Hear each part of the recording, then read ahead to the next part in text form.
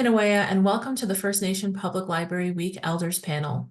We are pleased to offer the third iteration of an Elders Panel in celebration of First Nation Public Library Week.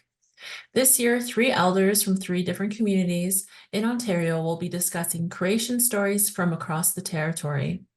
This fits nicely with the overall First Nation Public Library Week theme, Remember When. We are pleased to welcome Jamie Maracle from Tyendinaga Mohawk Territory, Leonard Naveau from Mattagami First Nation, and Larry Copegog from Beausoleil First Nation. We hope you enjoy this video and have a great First Nation Public Library Week.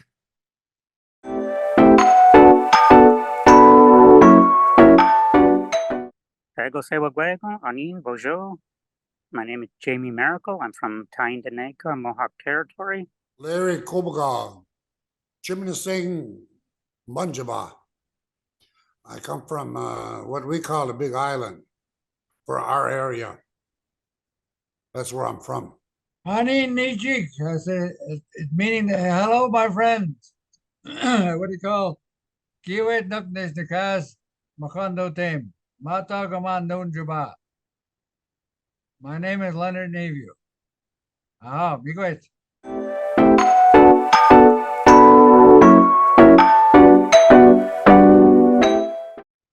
So indeed, the Haudenosaunee do have our creation story about Sky Woman. I've had the opportunity to hear the Anishinaabe creation story, and it's beautiful as well.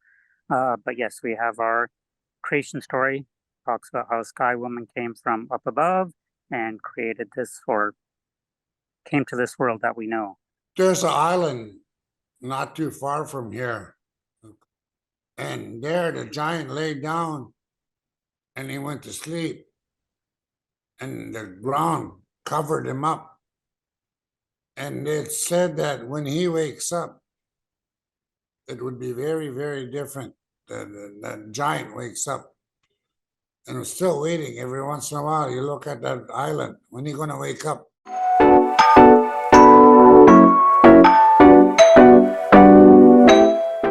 Okay, I have a story to tell because of remember when what do you call our the government was taking our children away for residential schools? Anyway, my mother was in residential school before. She was there for 10 years. And then what do you call, when they knew that they were taking the kids away from the parents, my parents, they kept me in a bush. And then so the government wouldn't get me to go to the residential school. That's how I ended up not going to residential school. And mind you, I missed a lot of schooling, but I had to learn myself after that. My grandmother, like I said, when he came here for the 50th anniversary of our library, she told us stories, and I told a couple of them. And it was important for her to tell us the stories. And my father, he told us stories, told me stories. And I think about him now that I'm growing up. And he only went to grade 3, but the man was a philosopher. The way he talked, I think about what he said now that I'm older. Well, I've thought about them all my life. That's how of an impact it made on me. I was very young, and he said, Larry, Zidan diyan, Ninjin diyan, Stigwan diyan, Ginomon Geshes Shanzi, Kawika Buksen Masi Shamgoin, Kanani Boka Shandeske Yinetka.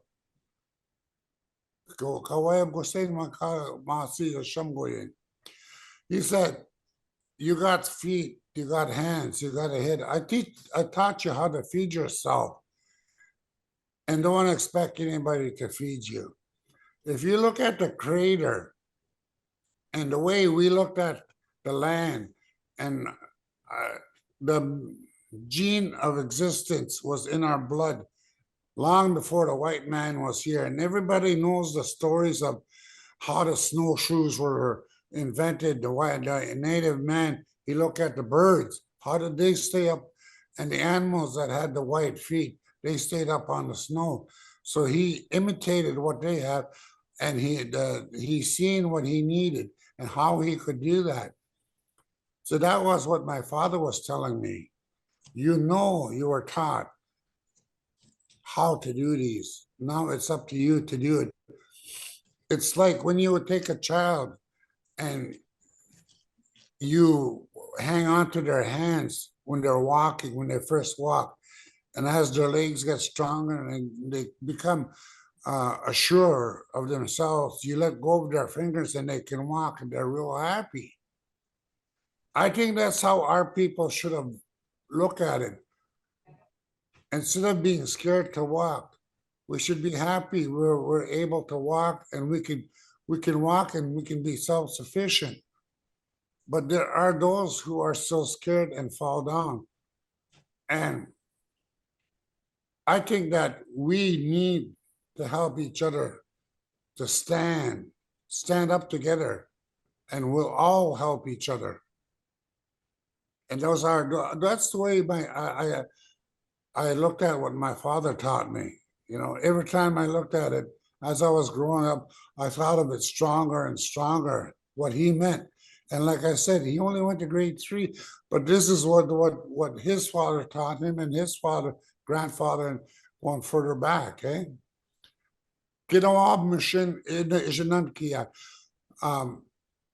Watch me how I do this. You'll be able to do it too, eh? That's how our people thrive here before Europeans came here. That's how we learn, from watching each other, watching nature, and that's how we excelled, you know.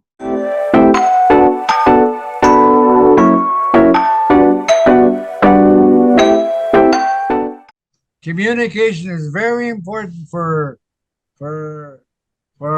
culture now, because of what we call our younger generation. There, we're elders. We got to show them what our livelihood was at a long time ago. So there's lots have been lost when they you know, since some of the students that went to residential, they lost their languages, and it's very important that we should teach them how to speak their own language, and show them how to survive in the bush, like we I did with my parents. We survived in the bush. We knew what we had to do there, and the parents knew, and that, you know, Larry, you're right. It's very important to we gotta help each other and communicate. Communication is very important. Thank you. Miigwech. But in terms of keeping our culture and our traditions alive, and I hear it so beautifully in what Larry and Leonard had to say, is that in our traditions it talks about that when we were placed here upon Mother Earth, we were all given our original instructions. Every nation, every civilization, all people were given our original instructions on how we were to care for one another and take care of one another and be nice, and not only to other human beings, but to all of our relations, from Mother Earth to the plants, the waters, the fish, the marine animals, the four-leggeds, all of our relations, that we need to recognize, and how thankful that we are that they are still there for us. And so it's important to keep track of our original creation story, our original teachings, because embedded right into that is all of the values, all of our understanding of this world. We get to learn from that wisdom of previous generations, all of those people who kept our traditions alive and kept those original instructions as best they could to carry on for future generations, so that we can carry it for future generations, that they will have Mother Earth to take care of, and that they can enjoy this beautiful world. the other thing that I found is I've heard a few people say that it's hard to live in the ways of our traditions and so on and so forth, but everything that I've ever learned about our traditions has made life easier because it's given a better understanding of how we can work together, a better understanding of how the world works, a better understanding of how we can carry on and how we can be successful. So in those teachings are all of that wisdom to help you to succeed in this world and succeed to be happy as a good and be a good person. My dad one time, ayaw gikira.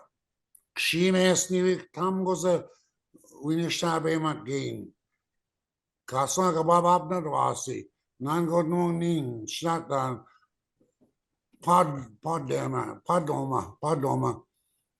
He said your sibling, your younger sibling wants to learn how to regain his language. And I don't know how he lost it. The rest of us, we still get it. But he said, don't laugh at him. He's trying hard, eh? Pronounce his words, eh? You know, Ndodo Bunge, Ayo Hikira, and I was talking to my mother. Ikendana, Pane Bagwesh Mugoing. Do you know when they always come and ask us? This is the Shabem what? I say, win what? You tell them. This is a kid what you how to say that word, eh? And Pad don't work wash. Miss win what? Pad don't work win one. Miss win one. Get big pretty soon. Then Pad don't get you hear yourself, you didn't pronounce it right. And you say, Kweshko. And you say this way, and you try to, okay, then you start again. You know that you're pronouncing it, you're speaking right. And one more other story. Where I come from, they're a matriarch system, and women are the ones that make a lot of decisions, eh? So I was asked when Lakehead University first opened up a native language course to learn how to teach.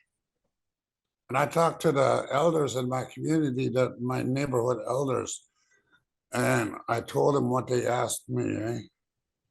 And what I was offered. And they told me I could not go. They forbid me from going. And I asked them, Anish, I said, why? And they said, then Pod Dom Bipskabian, you won't be able to speak right because there's so many different dialects, eh? That's what they believe.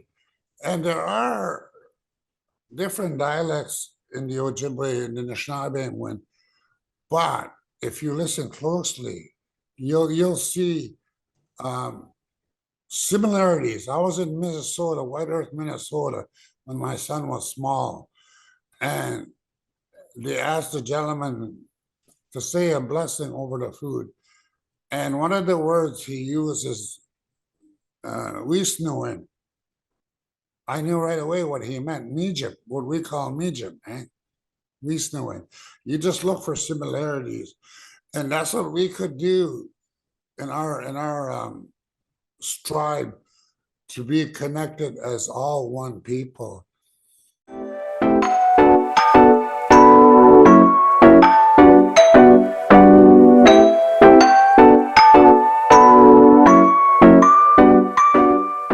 I'm very eager to speak on that because I love libraries. Libraries are very, very valuable resources. Those books are very valuable.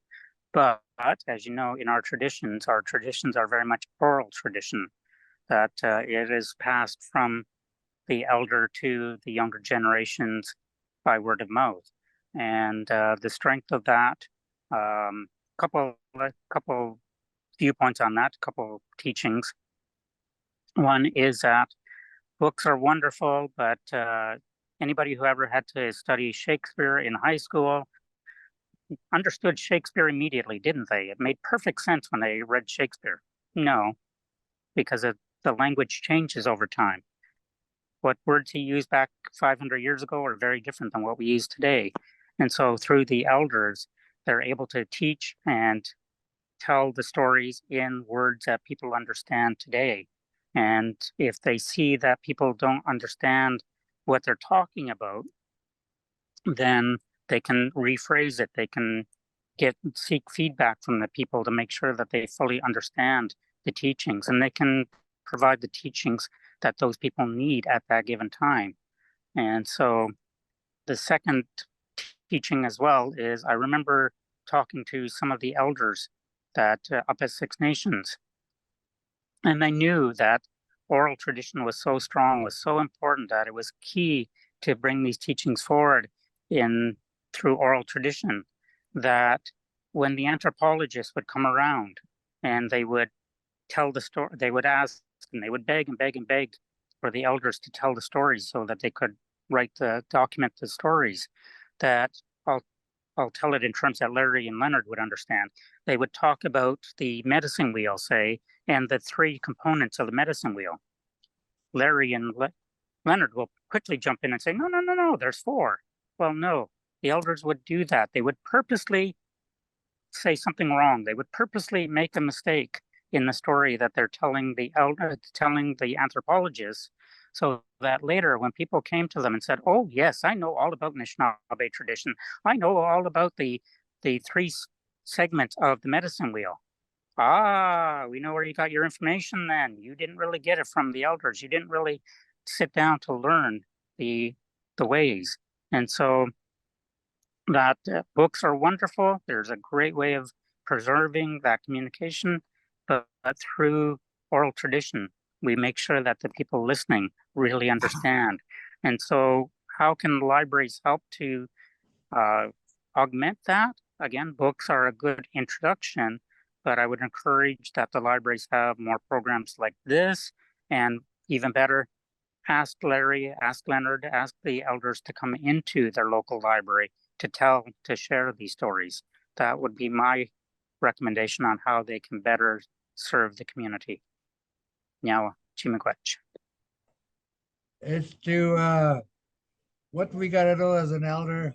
We have to sit down and we call talk to the future generation and let them know how we were brought up, and we had more discipline to us when we were young, and we have now.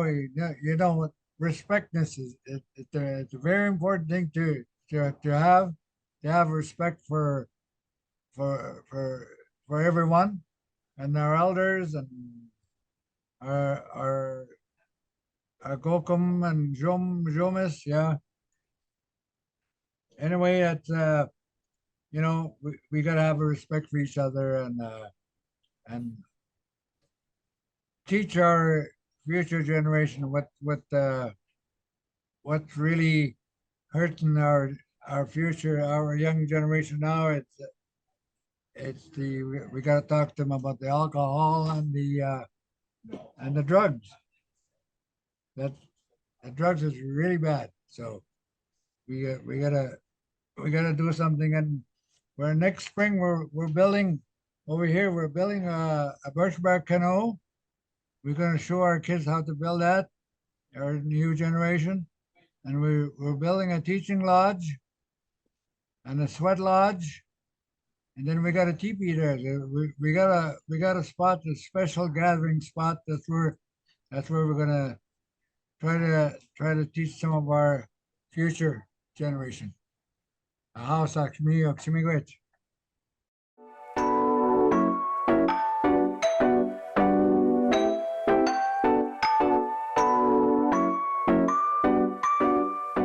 My favorite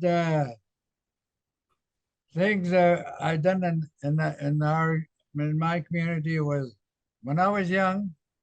I used to help the elders. Years ago, we didn't have no hydro here. We had to cut wood to keep their place warm. And plus, we didn't have no water in the house. We had to haul water from the lake. So I used to haul water for them and do all that for the elders. So that that was a thing I did for the elders all the time when I was young.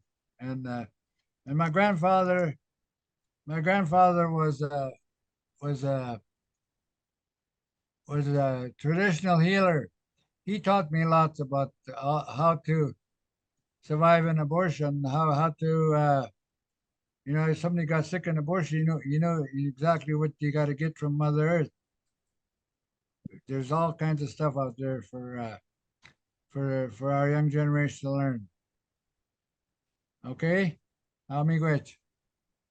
You know, in our culture, humor is very, very important. For us, I remember listening when I was a little boy. That was the end, towards the end of the old masters that could tell a story about you. They could tell a story about you, something happened to you, and even you would laugh, you know, because the way they would tell it, eh? And they used to sit around and they would tell stories, and that's it's one of the things I really miss, you know. I'm told I have that gift, but not nearly as much. I don't think I have as much as the elders the elders had. They were masters at that, you know. And when we help each other, we shouldn't condemn each other. We should say, this is what happened, and we'll do better next time, you know. And if you need help, I will help you. Growing up, I really enjoyed how, as Larry and Leonard speak about getting back to the land and so on and so forth. Tyendinaga is getting really built up now, but there's still opportunities. But growing up, it was so easy to just get out in the woods, so easy to go out and explore and go play in the fields. There were so many opportunities to have that connection, have that joy, and you didn't have to worry about anything that would bother you. In fact, somehow me and my sisters and such were very fortunate. Mom tells us that we used to play in the poison ivy patches, and it didn't bother us. So very, very lucky that we weren't allergic to poison ivy, because that was about as bad as you could get. I mean, there wasn't anything out there that would really, really bother you, and I really enjoyed that opportunity. But in terms of providing joy is the ceremonies, is the people. One of the ceremonies that we have is that during a dunwa, each man will get up and sing his song to the center of the floor and speak his personal words, whatever he wants to say to the creator. And he'll do that in front of the 200 or 300 people that are in the longhouse. And so kids can be shy. Kids don't want to do that. It's usually 11 or 12-year-old boys before they get around to being strong enough to get up there and do that. But a friend of mine, his grandson, when he was 4 years old, said, "Grandpa, I want to do my dunwa." "Oh, okay. Do you want me to sing for you?" No, just come with me." "Okay." So up he gets. He sings his song to the center of the floor. He says his simple words to thank the creator, and he sings back. And at 4 years old. So that was so beautiful to see that he was able to do that, and that put a little bit more pressure on the 7 and 8 and 9-year-old kids, that oh boy, if a 4-year-old can do it, then I should be able to as well.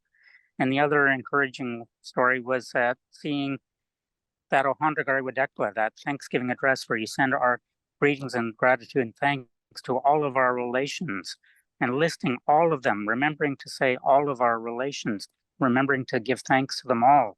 And I saw a 4-year-old girl one time in midwinter ceremony. She got up, and in the language, she did the Ohandagarwadekla. She gave thanks to all of our relations. And so again, 4-year-old being able to do that, so encouraging, so beautiful to see, really brings joy.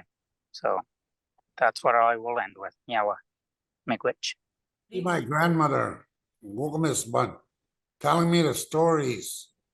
And when I sat with her, she'd be making quill boxes, or she'd be plucking a chicken, or she'd be doing something. And she really enjoyed when I sat with her and she told me her stories, eh? One of the stories that she would tell is if they catch you digging around, you're a small child, Pues que eating casino there. What are you looking for? You're not going to find your cord there. It's not there. Eh? That cord that hooks up to your mom, eh? Has it that children are always wanted to hook that up, hook themselves back up to their mother. You see a lot of native people now. They're basically doing the same thing. They want to hook up back up to Mother Earth, and traditionally and orally and spiritually. And there are those that could help them do that, you know, not in the literal translation, but in the spiritual outlook that our ancestors had.